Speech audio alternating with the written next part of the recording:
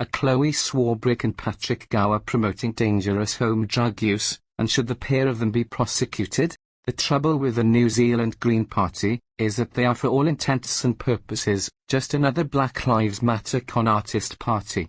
BLM had nothing to do with blacks. In fact, they hurt blacks immensely with their violent rhetoric and actions on the street. The New Zealand Green Party has nothing to do with green. They are for all intents and purposes just a socialist communist party, disguised as caring for people and planet. They use green as a doorway into your mind, especially into the minds of youngsters and gullible adults. They are a party of mainly child groomers and drug addicts who should be expelled as soon as possible from Parliament. Notice that the Greens have hijacked the rainbow sign, just the same way Hitler hijacked the swastika.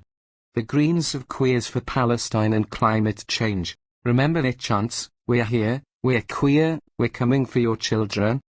The Greens love men disguised as women hanging around in women's private spaces and competing in women's sports. Hey, it's called inclusivity, another con job scam artist ploy, just playing mind games with words. And, let's not forget, the Greens love their drugs too, especially if they can get the voting age down to 16-year-olds. They promote smoking cannabis and giggle away with screechy Nang-induced voices, all for fun time kicks.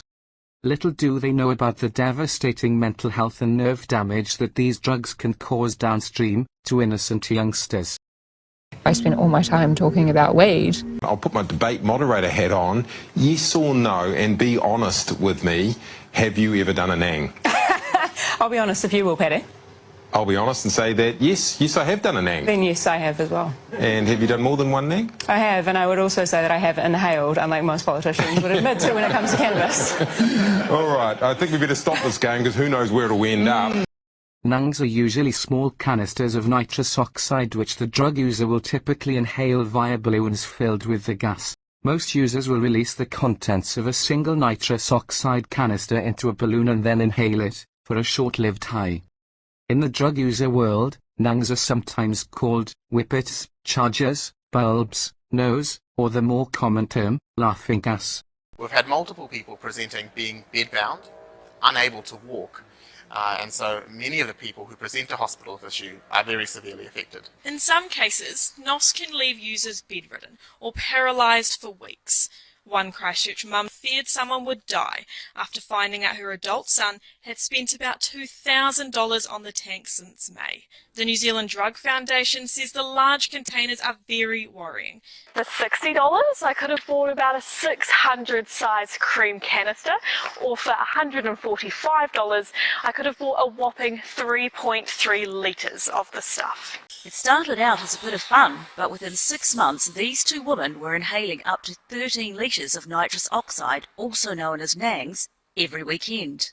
The high is what is addictive about it. It's that high, that 20-second high. You want another 20 seconds, and then you want another minute. The pair are just one of a growing number of people addicted to the gas, and say vape shops are responsible.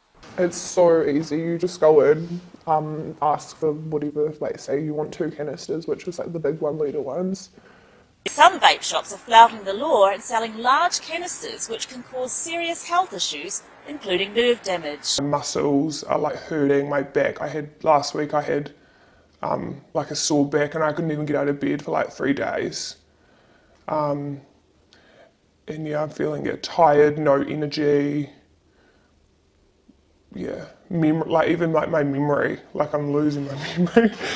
The New Zealand Drug Foundation are concerned the availability of large canisters could lead to addiction and want to see regulations enforced to deter the trade. The Minister of Health is also concerned. Just recently I've commissioned a briefing on that to say what levers do I have in health that might be able to remedy that situation, because I don't think any of us are pleased with the use of nitrous oxide other than its intended purpose, which essentially is in baking, cooking.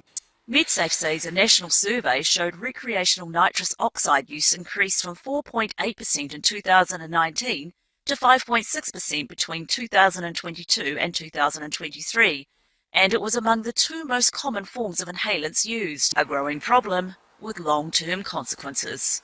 What would it take to get you guys to stop taking this?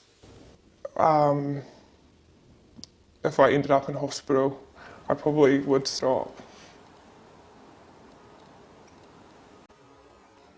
If it wasn't sick, it would be downright hilarious, but the Greens want to become the biggest party on the left side of politics, and run the country. Chlöe Swarbrick's Greens want to run the country, but they leave out the really important part that they, him, her, them, she, us, we, he, she, wants to run the country into the ground. Mainstream media frequently report the dangers of inhaling NANGs, N2O nitrous oxide gas, but of course, they conveniently leave out their darling reporters and the Green Party leader Chlöe Swarbrick MP, who actively promotes such dangerous habits, directly and indirectly. I'll put my debate moderator hat on. Yes or no, and be honest with me, have you ever done a nang? I'll be honest if you will, Paddy. I'll be honest and say that yes, I have done a nang. Then yes, I have as well. And have you done more than one nang? I have, and I would also say that I have inhaled, unlike most politicians would admit to when it comes to cannabis. All right, I think we better stop this game because who knows where it'll end up. People like Swarbrick and Gower are, by making their so-called fun times public, hurting and possibly killing innocent people. The pair of them should not only be banned from any role in public life, they should also be prosecuted. Thank you for listening. Geraint, on behalf of WhangareiTim.